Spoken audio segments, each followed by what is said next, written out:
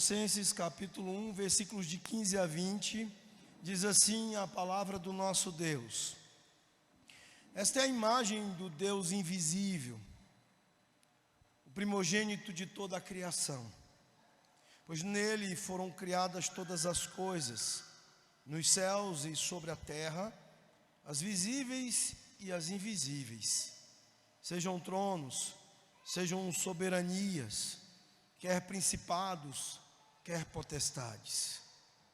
Tudo foi criado por meio dele e para ele. Ele é antes de todas as coisas, nele tudo subsiste. Ele é a cabeça do corpo da igreja, ele é o princípio, o primogênito de entre os mortos, para em todas as coisas ter a primazia, porque aprouve a Deus que nele residisse toda a plenitude e que, havendo feito a paz, pelo sangue da sua cruz, por meio dele, reconciliasse consigo mesmo todas as coisas, quer sobre a terra, quer nos céus. Oremos, queridos. Senhor nosso Deus e nosso Pai, ó Deus, nós estamos com a Tua palavra aberta, Senhor.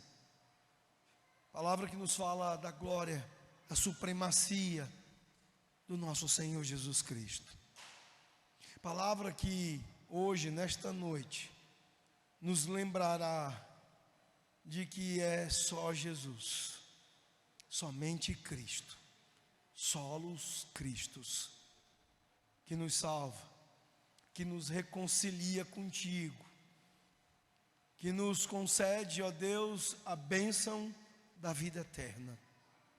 E por isso, ó Deus, nós te clamamos que Tu nos conduzas agora neste momento, ó Pai, por meio da direção poderosa do Teu Santo Espírito, para que a palavra dEle, ó Deus, anime os nossos corações, encha-nos, ó Deus, da esperança, da glória do nosso Salvador, e que saiamos daqui, ó Deus, ainda mais cheios de amor por Jesus, mais cheios de fé, de confiança nele, mais cheios de desejo nos nossos corações de o servir, e de tê-lo, e de reconhecê-lo, e de nos render inteiramente a ele como o centro das nossas vidas.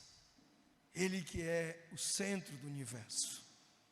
Ó Pai, é o que nós te pedimos no nome dele, na mediação perfeita dele, do Senhor Jesus Cristo. Amém. Meus irmãos, nós estamos hoje celebrando os 504 anos da Reforma Protestante. Pela manhã nós tivemos uma exposição sobre o Semper Reformanda, o princípio reformado que nos fala sobre a necessidade permanente de reforma para os nossos corações, para a vida da igreja, até que Jesus volte. Vimos na escola dominical rapidamente sobre os movimentos históricos que levaram à eclosão da Reforma Protestante em 31 de outubro de 1517. Vimos os 5 solas resumidamente. Vimos que é somente a Escritura.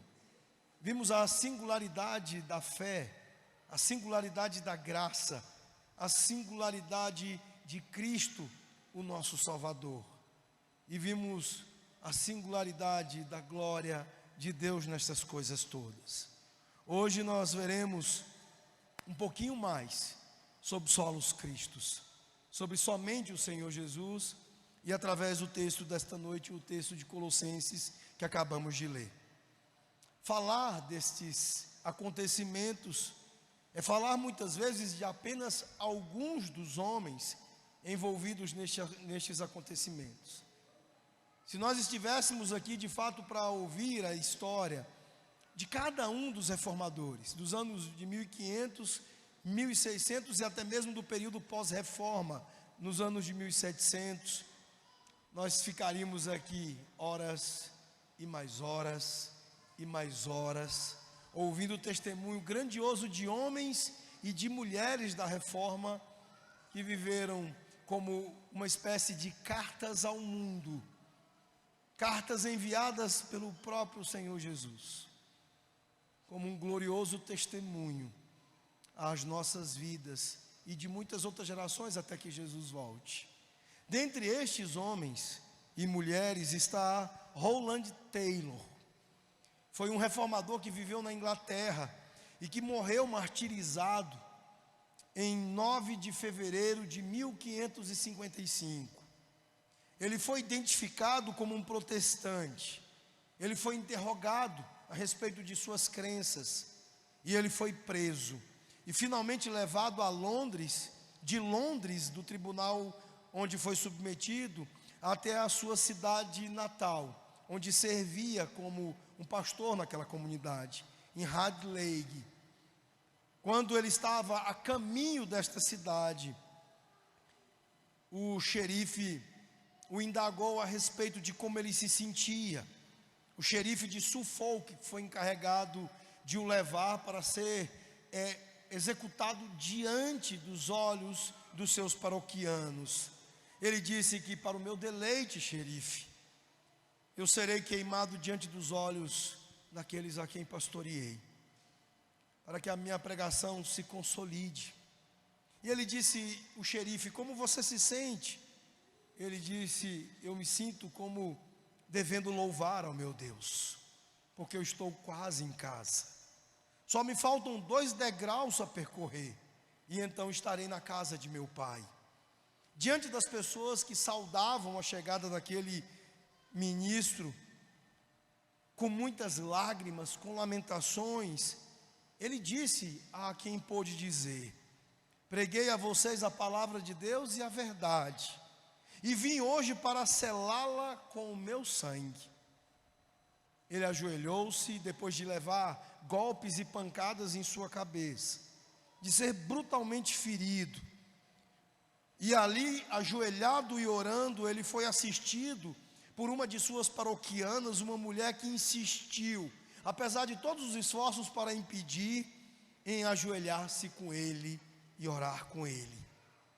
Ele foi então acorrentado a uma estaca, e repetindo o Salmo 51, ele clamou a Deus: Pai misericordioso, pelo amor de Jesus Cristo, receba a minha alma em tuas mãos.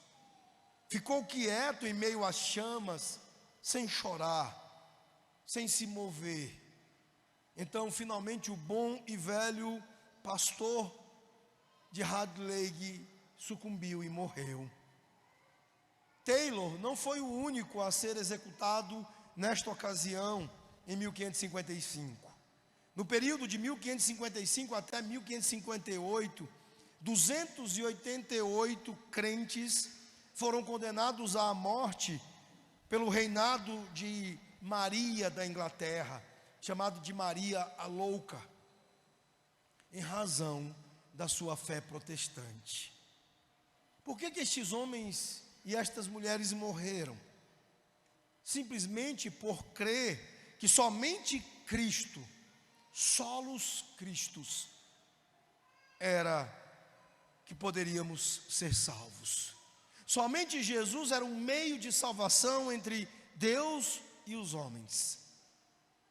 Estes homens e estas mulheres foram queimados vivos, foram martirizados brutalmente, porque eles criam que somente a Escritura, só a Bíblia, é o fundamento do Evangelho. Porque o alicerce para a casa da reforma, do Evangelho que eles criam, era a graça e a fé, que serviram como pilares que sustentavam esta casa. Que a glória de Deus era o telhado desta casa, cobrindo todos os aspectos da verdade do Evangelho, e que Cristo, o nosso Senhor Jesus, é o centro desta casa. As Escrituras apontam para Ele e para a sua redenção. A graça e a fé o têm como objeto, e de uma forma única e singular, Ele dá glória a Deus, que não partilha a sua glória com ninguém. Meus irmãos, a doutrina de Cristo, ela foi crítica para a reforma, porque como já havia acontecido no primeiro século, as intensas lutas nos 3 primeiros séculos contra heresias, doutrinas erradas a respeito de Cristo, ensinos errados sobre quem Ele era e sobre a sua obra. E certamente a respeito de Cristo foram cometidos os maiores erros da igreja romana. Ataques à sua obra aconteceram como a negação da suficiência da salvação que Ele proporcionou. Tornaram Ele um Cristo incapaz. A reforma reafirmou tanto a pessoa quanto a obra de Cristo. A reforma restabeleceu que somente Cristo providenciou a salvação que satisfazia a Deus. E nada mais. Só Jesus. Só Ele foi capaz de eficientemente oferecer salvação entre Deus, salvação aos homens, entre Deus e os homens, pela manifestação da ira de Deus contra o pecado dos homens. Martinho Lutero, em seu catecismo, ele reconheceu isso, a suficiência do Senhor Jesus Cristo e a sua exclusividade. Ele disse: não houve conselho, nem ajuda, nem conforto para nós, até que este único e eterno Filho de Deus, em sua insondável bondade, teve misericórdia de nossa miséria e condenação, e veio do céu para nos ajudar. Jesus Cristo, o Senhor da vida e da justiça, e de todo o bem e toda a bênção. É isso, meus irmãos, que solos Cristos significa. Significa simplesmente que não há outro mediador entre Deus e os homens, entre Deus e a humanidade pecadora, senão Cristo, o seu Filho. Somente Ele, com base no trabalho seu na cruz do Calvário, concede acesso ao Pai. Nosso texto de hoje, ele ensina os solos Cristos. Ele nos fala da pessoa de Cristo nos versículos de 15 a 17. E nos fala da obra de Cristo nos versículos 18 a 20. Como os reformadores em seus dias, e nós hoje, o texto de Colossenses, ele está lidando com os falsos mestres que haviam na cidade de Colossos, e que estavam erroneamente ensinando que Cristo não era o Redentor triunfante. A chamada heresia de Colossos, ela foi sustentada a partir de uma forma de gnosticismo, uma expressão religiosa que afirmava que a matéria era inerentemente má. Então Deus não poderia habitar um corpo humano que fosse real. Então, por conta desta falsa crença, eles negaram a humanidade de Jesus. Eles negaram que Jesus era de fato o homem. Eles também sustentavam que Cristo era sim um ser espiritual, mas que não era de plena divindade.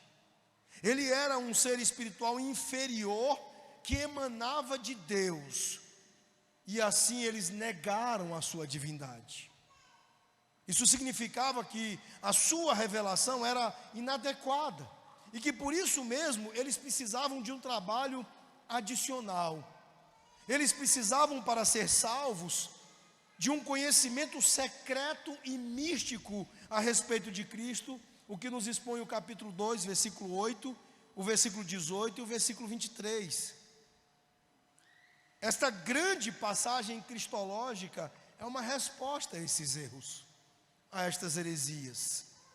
Ela estabelece a supremacia de Cristo, tanto em sua pessoa perfeita, como plenamente Deus, 100% Deus, como plenamente homem, 100% homem.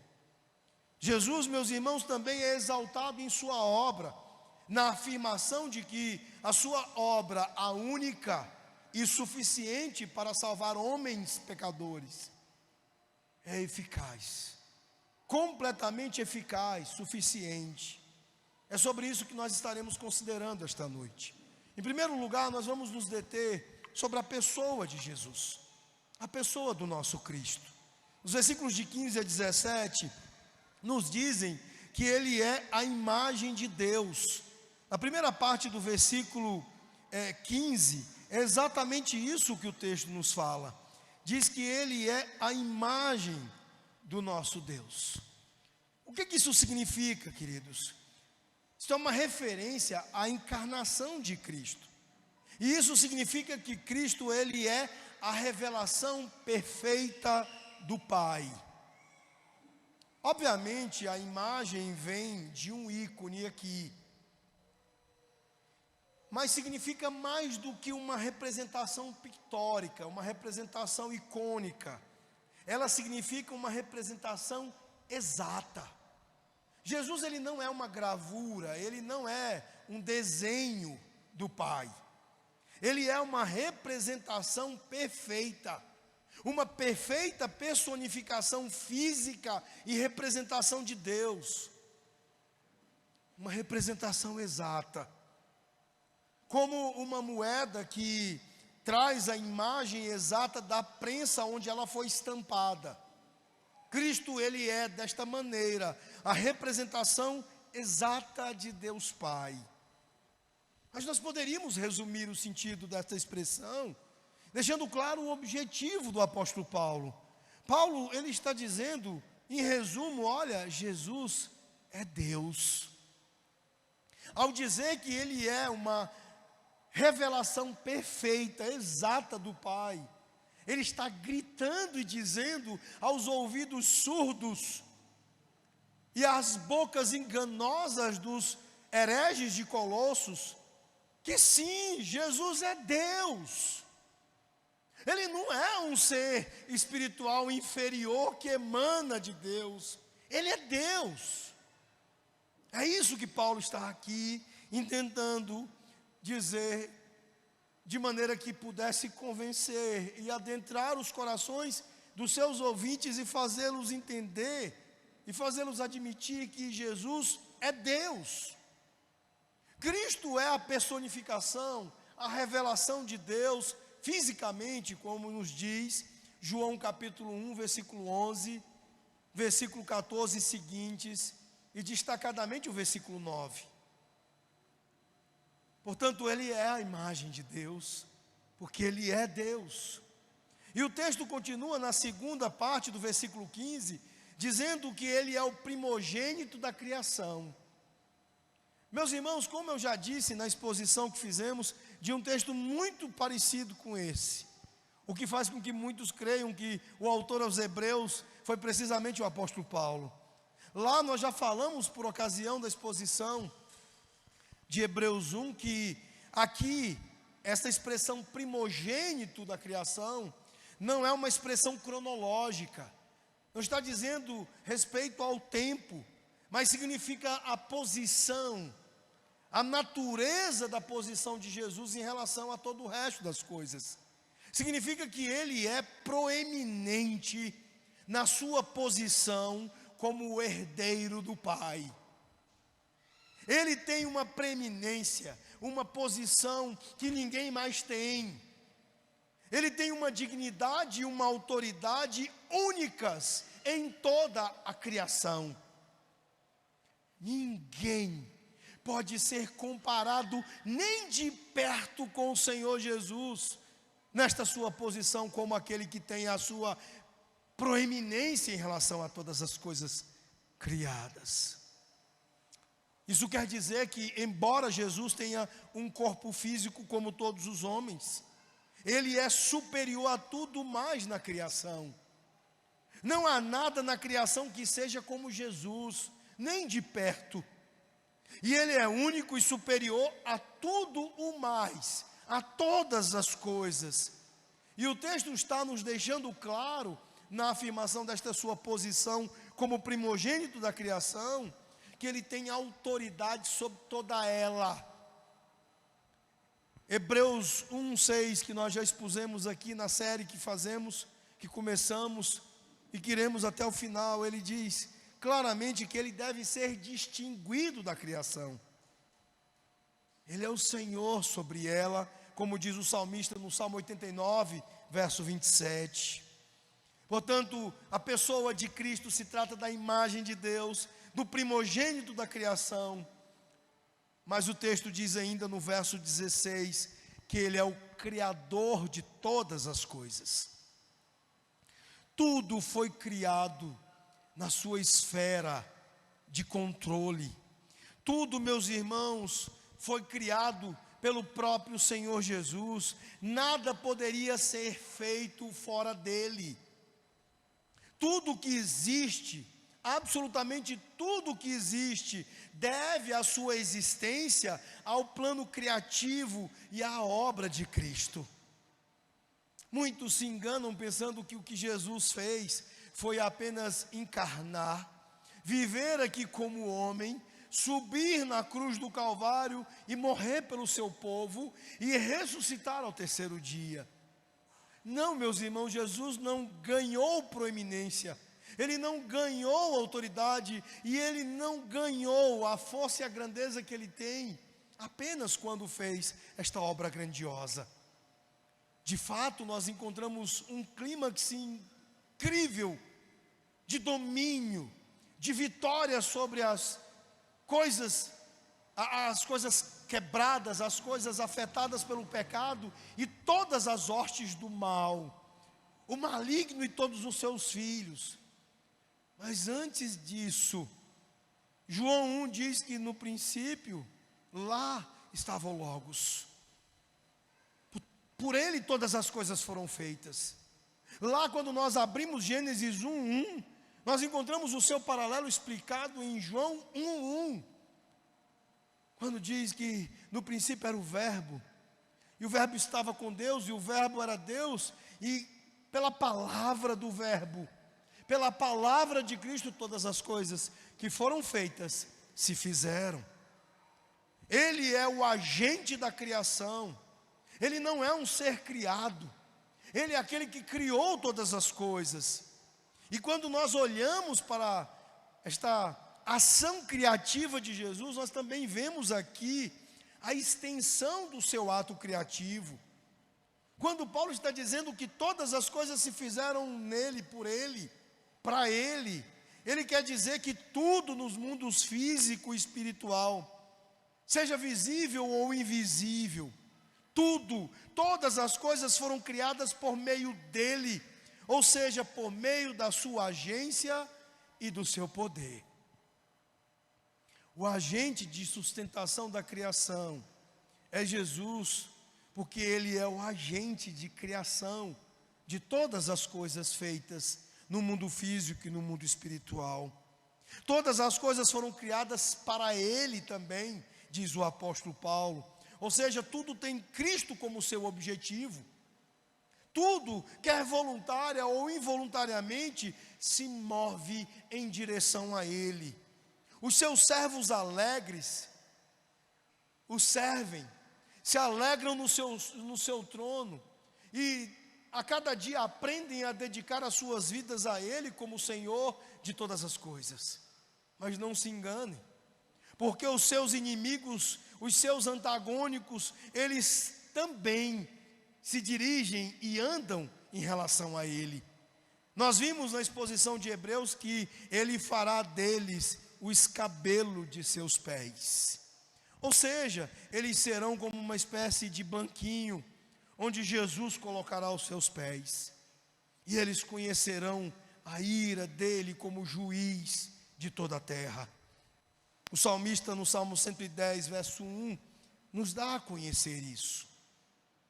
Mas o texto também diz no verso 17 que Ele é antes de todas as coisas. Ele é Deus preexistente, eterno. Ele mesmo precedeu todas as coisas, como vemos ao longo de toda a Escritura. Todas as coisas são sustentadas por Ele, são mantidas por causa dEle, e sem Ele, estas coisas se desintegrariam, deixariam de existir. Ele continuamente sustenta tudo o que Ele trouxe à existência. E a parte desta atividade de Jesus de manter, de sustentar todas as coisas, tudo o que foi criado, eu repito, se desintegraria.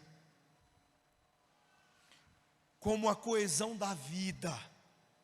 Ele continuamente torna em cosmos o caos. Em lugar de caos, Jesus, ele está fazendo novas todas as coisas. Ele está recriando todas as coisas até o dia em que nós conheceremos novos céus e nova terra. Portanto, meus irmãos, quando olhamos para o Jesus que Paulo está nos apresentando, revelando aqui, nós vemos que estamos vivendo em torno em torno de quem todo o universo orbita. Ele é o centro de tudo. É isso que significa solos Christus. Tudo que existe tem Cristo em seu centro. Ele o fez para a sua glória. É isso que nós celebramos. Nós celebramos o fato de que Cristo foi resgatado diante de uma era de trevas, de densas trevas para o povo de Deus. Quando nós ouvimos pós tenebras lux, em latim, o que nós ouvimos é que depois das trevas, luz. Finalmente brilhou novamente diante dos olhos, das almas, dos corações, daqueles homens e daquelas mulheres, a luz do Salvador, a luz do Criador e sustentador de todas as coisas, a luz daquele que é o centro do universo, a luz daquele que é chamado de o sol da nossa justiça, o sol da nossa vida. Por isso, solos Christus significa contemplar aquele que é o motivo de tudo, inclusive o motivo principal, central da nossa própria existência, da nossa própria vida. Jesus, meus irmãos, deve ser o motivo da sua vida, deve ser o centro da sua vida, deve ser o centro dos seus pensamentos, deve ser o centro dos seus afetos, porque você mesmo foi feito por Ele e foi feito para Ele. Como diz o verso 19, Ele é a plenitude de Deus. Isso significa que Cristo tem a plenitude da divindade em sua humanidade. Esta expressão do verso 19 é uma das declarações mais claras em toda a Bíblia sobre a divindade de Jesus. Meus irmãos, em Cristo, todos os atributos divinos estão em casa. Tudo o que Deus é, está em Cristo. Todos os atributos e a autoridade de Deus estão em Cristo. Não havia nada que Deus pudesse dar a Cristo, que Cristo já não tivesse. É isso que Paulo está nos dizendo aqui esta noite. Estes versículos, eles afirmam a pessoa de Cristo como o eterno Deus homem. E o eterno Deus homem que é apropriado para ser aquele que preenche o que Blaise Pascal chama de o grande buraco vazio, infinito, que nós carregamos nos nossos corações. Jesus, em sua grandeza infinita, em sua glória infinita, Ele tem precisamente o tamanho do buraco que nós carregamos em nossos corações, diz Blaise Pascal, em Pensamentos. Não há nada de Deus que não esteja em Jesus, e não há nada do homem que não esteja em Jesus, exceto o pecado. Ele é totalmente capaz de fazer tudo o que Deus o chamou para fazer, e Ele é totalmente autorizado e totalmente poderoso para fazer isso. Ele pode ficar no nosso lugar, como um substituto na cruz do Calvário, para pagar pelos nossos pecados, precisamente porque não apenas Ele é homem perfeito, em todas as coisas sem pecado, mas porque Ele é também perfeito e pleno e completo como Deus. Só Ele poderia nos reconciliar com Ele mesmo. Esta é a pessoa do amado das nossas almas. Essa é a pessoa daquele que não apenas é o centro do universo, mas deve ser o centro da sua vida, o centro da sua família. Esta é a pessoa a quem você não deveria deixar esperando aos domingos para ser adorado, mas ter a disposição matinal, pronta, disposta para lhe atender em obediência, atender a sua convocação e dizer: sim, Senhor Jesus, amado da minha alma, eu te adoro. Este é o centro do cristianismo. As pessoas que me perguntam sempre: pastor, o que é ser um cristão? Eu sempre digo a eles algumas coisas que são verbos que em exercício nos fazem de fato cristãos, mas sempre em relação a Jesus. Cristão é aquele que crê plenamente em que Jesus é. Não o Jesus inventado pelos homens, não o Jesus distorcido pelos militantes ideológicos, não o Jesus daqueles que querem destruir a Bíblia, mas o Jesus revelado na Bíblia. Ser cristão é confiar exclusivamente no Jesus que é 100% Deus, 100% homem, e portanto, o único meio pelo qual nós somos salvos. Ser cristão é fazer essencialmente o que Jesus quer. Não querer fazer dele um gênio da lâmpada, um Deus servo seu, mas você se tornar servo deste grande Deus, Criador e sustentador de todas as coisas. E finalmente ser cristão é fazer essencialmente o que Jesus quer, como Ele quer. Porque muitas vezes nós até nos damos a obediência de fazer o que Jesus nos chama a fazer, mas nós queremos fazer do nosso jeito. Faça do jeito dele, renda-se a Ele. Ele é a pessoa que faz de nós, como servos dele, verdadeiramente cristãos.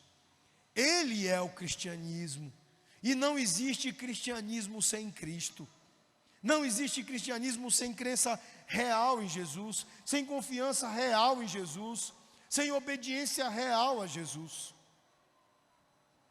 Mas o apóstolo Paulo aqui também nos fala da obra de Cristo, nos versos 18 a 20.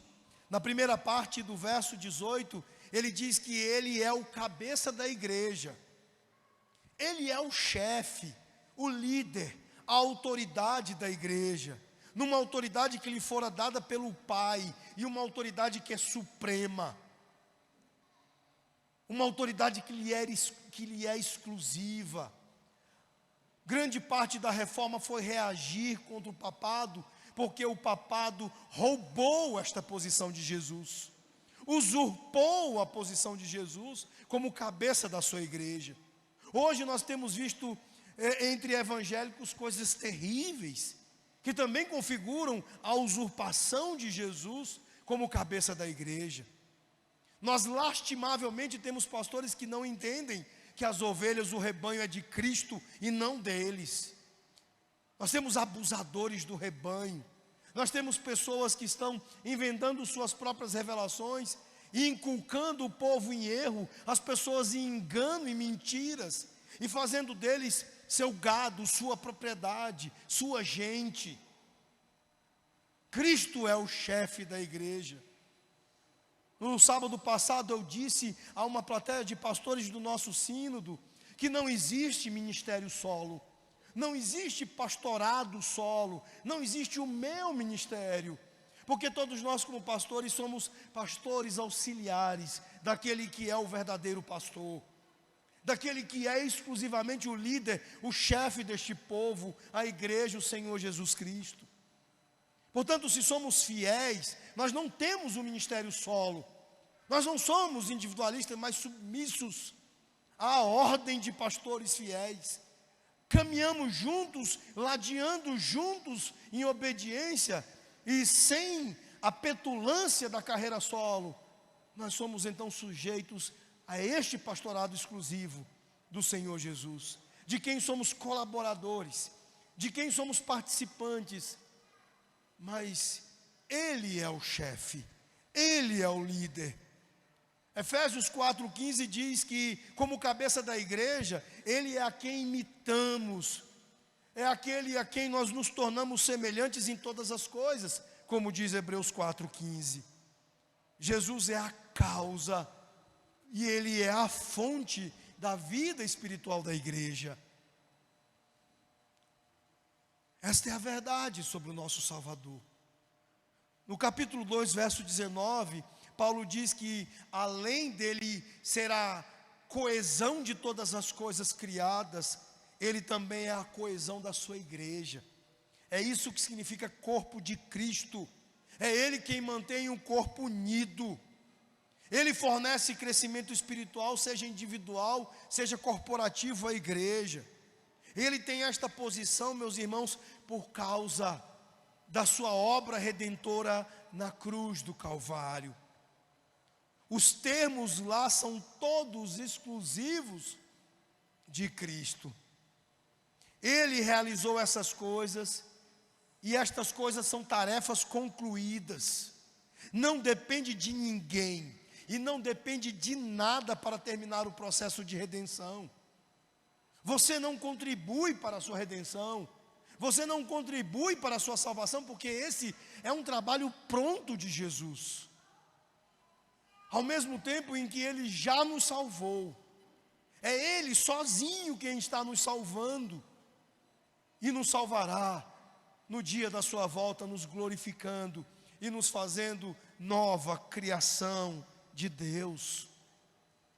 A segunda parte do verso 18 diz que Ele é o primogênito dos mortos, porque Ele é o primeiro a ser ressuscitado no tempo.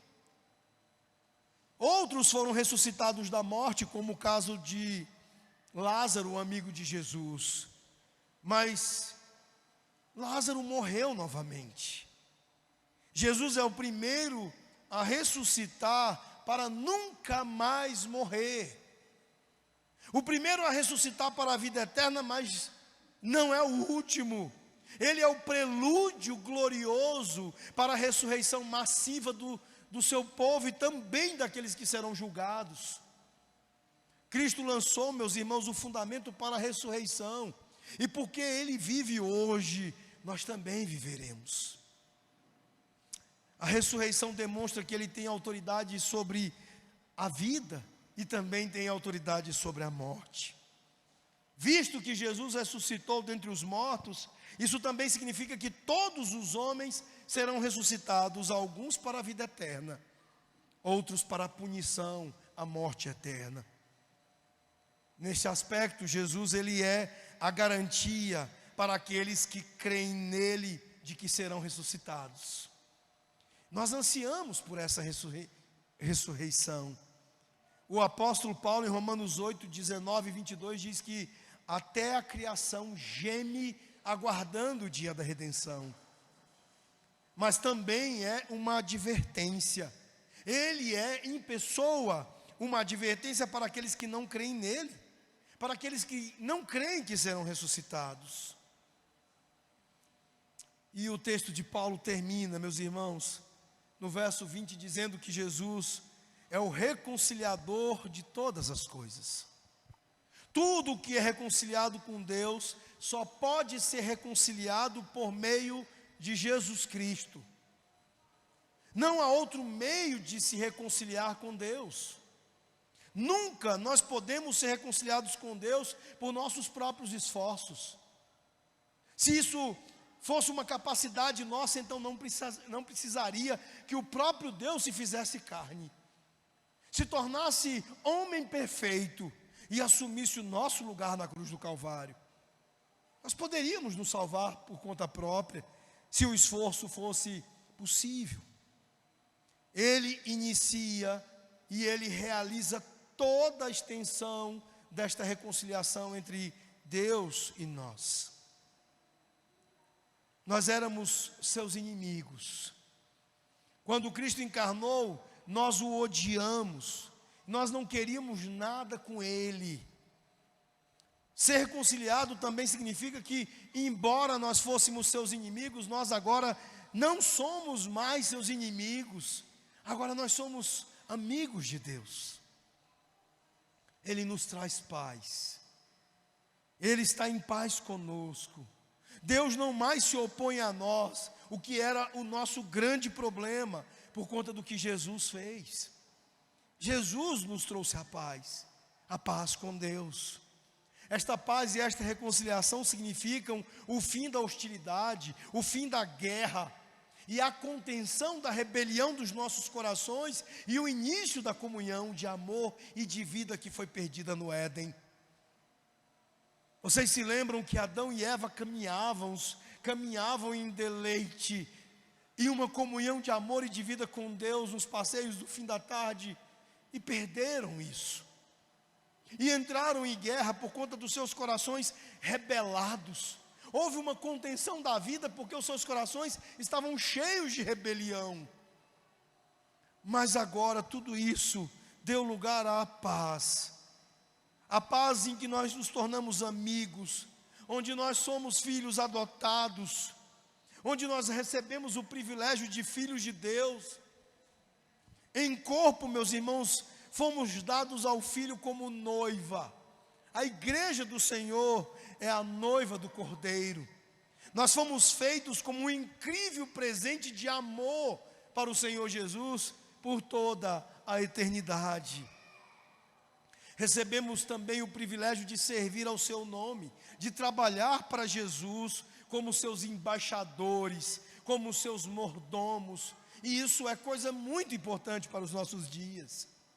Lembre-se que você não é embaixador e você não é mordomo de nenhum outro nesta vida.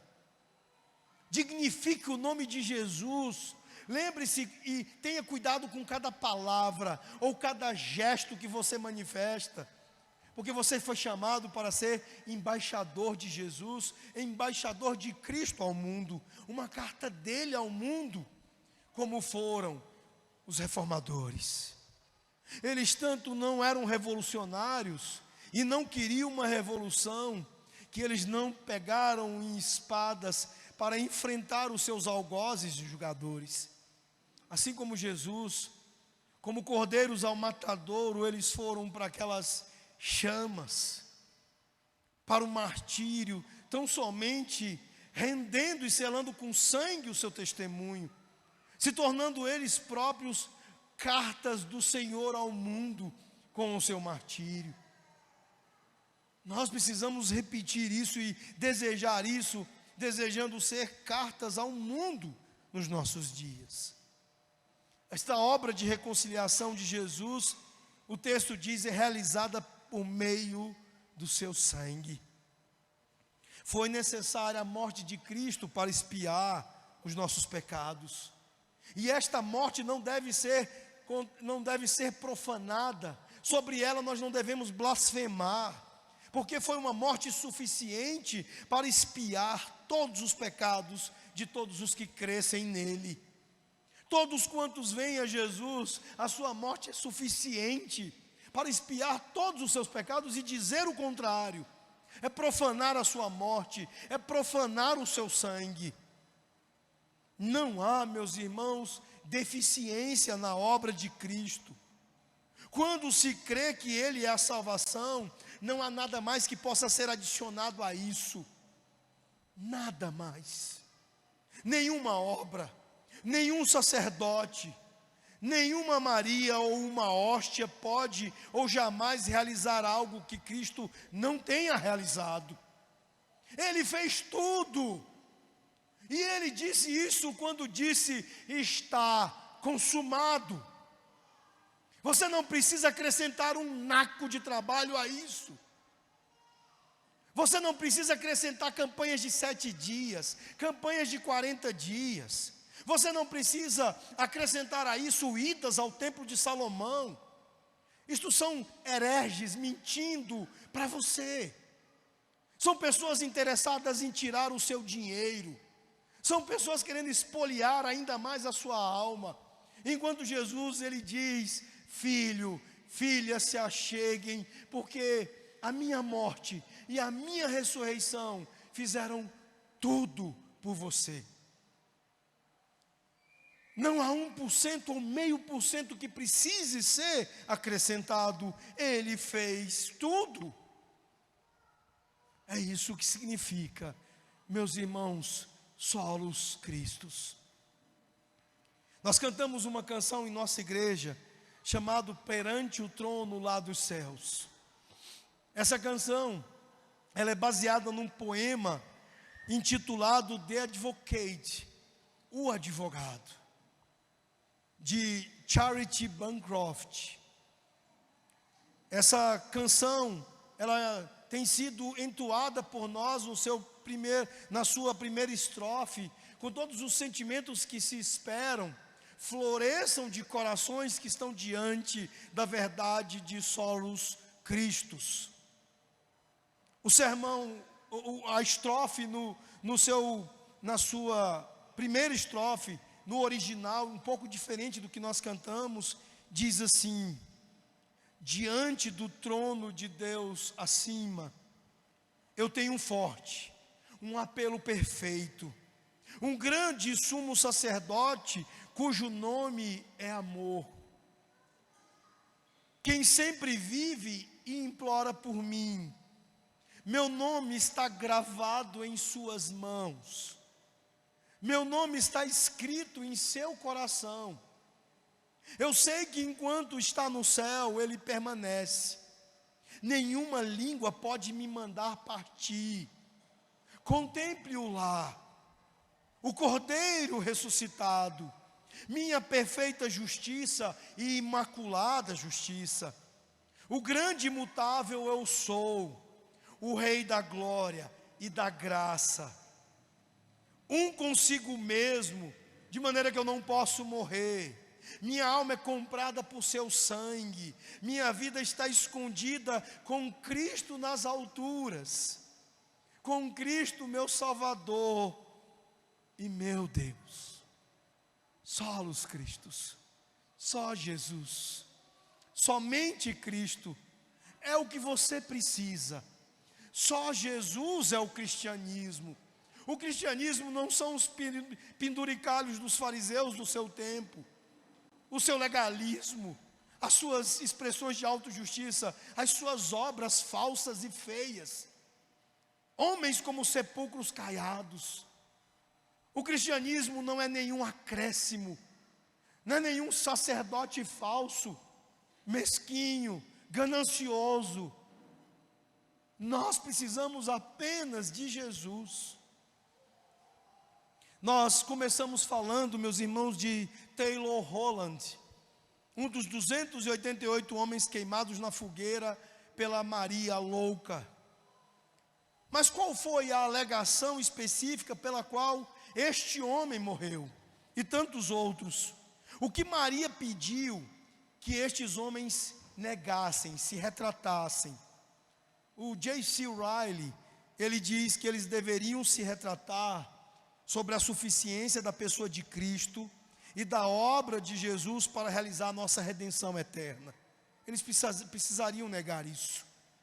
Roma negou essa suficiência e de uma forma meritória, eles colocaram que a salvação não apenas podia ser conquistada, mas podia ser comprada através das indulgências. Mas os reformadores não podiam aceitar isso, porque isso não é o Evangelho. Outros dois reformadores, de quem pouco falamos, Nicholas Ridley e Hugh Latimer, eles também foram martirizados, também morreram por causa do Evangelho. Ridley era bispo de Londres e Latimer bispo de Worcester. Diante dos tribunais, eles se recusaram a negar a obra expiatória de Cristo. E eles foram queimados em 16 de outubro de 1555, na cidade de Oxford. Diante da morte, eles oraram fervorosamente. As últimas palavras de Ridley foram: Pai Celestial, eu te dou os mais sinceros agradecimentos por ter me chamado a uma profissão de fé a ti até a morte. Eu imploro a ti, Senhor Deus, tenha misericórdia deste reino da Inglaterra e livra-o de todos os seus inimigos. Latimer proferiu o que nós podemos chamar de o toque de uma trombeta que ressoa até hoje. Porque ele disse, se dirigindo a Ridley e aos que estavam ali para ouvir: Tenha um bom conforto, mestre Ridley. Nós iremos hoje, pela graça de Deus, acender uma vela na Inglaterra que eu acredito que nunca será apagada. Quando as chamas começaram a subir sobre seus corpos, Ridley gritou em alta voz em latim, algo desconhecido. E depois ele repetiu estas últimas palavras em inglês. Ele disse: em tuas mãos, ó Senhor, eu recomendo meu espírito. Senhor, receba meu espírito. Latimer gritou com a mesma veemência do lado do fogo, dizendo: Pai do céu, receba a minha alma. Eles acenderam uma vela, a vela da luz, da glória e da supremacia de Cristo, a vela do somente Jesus Cristo, por meio de quem temos a nossa salvação. Não há salvação, meus irmãos, em nenhum outro nome, em nenhum outro homem, em nenhum outro meio. Há salvação em Cristo, e isso será para o nosso deleite eterno, se nós crermos nele. Eu convido aqueles que já se renderam a Jesus nesta noite, a continuarem contemplando-o dos altos céus. E como nas palavras de Bancroft, do hino perante o trono lá dos céus, você possa encher o seu coração, os seus lábios de louvor, de gratidão, de alegria pelo Salvador que nós temos. Bendito seja o Cordeiro de Deus, que tira o pecado do mundo, o nosso Salvador. Glória ao nome de Jesus, o nosso Senhor. Encham o coração de vocês de alegria por esse Senhor. Se você ainda não se rendeu a Ele, eu convido a se render nesta noite. Renda-se a Jesus. Só Ele é o Salvador da humanidade. Vamos orar. Senhor nosso Deus e nosso Pai, ó Deus bendito, Senhor nosso, louvado seja o Teu nome, Senhor, por tão grande salvação, por tão grande Salvador que nós temos, o Senhor Jesus Cristo. Bendito a Deus seja o Senhor, porque ergueu, ó Pai, pela Tua graça, pelo Teu propósito, pela Tua direção, aqueles homens da reforma protestante, para defender o Evangelho, para que nas trevas, na escuridão, pudesse se resgatar da luz de Cristo sobre tantas almas, tantas vidas que sofriam, em meio àquela pandemia terrível da peste negra, da peste bubônica. E quantas almas foram alcançadas por Jesus, consoladas por Jesus, quanta libertação aconteceu pelo Evangelho sobre a vida daquelas pessoas todas. Quanta transformação avançou sobre a Europa, avançou sobre a América e chegou até nós e em tantos lugares, na África, chega hoje no Nepal, em tantos lugares trazendo Jesus, o Salvador. Por isso, Deus, nós dizemos: bendito o nosso Deus, o Deus da salvação, o Deus que não permite que permanecemos na escuridão. Ó Deus, louvado seja o Senhor por Jesus Cristo, o nosso Salvador. Que nesta noite nós possamos sair daqui com os corações cheios de deleite, de alegria por vivermos em Cristo, e cheio de vontade para viver ainda mais por Jesus, para Jesus. É o que nós te pedimos, ó Deus, no nome dEle, no nome do Senhor Jesus Cristo, em quem temos todas as coisas. Amém, ó Pai.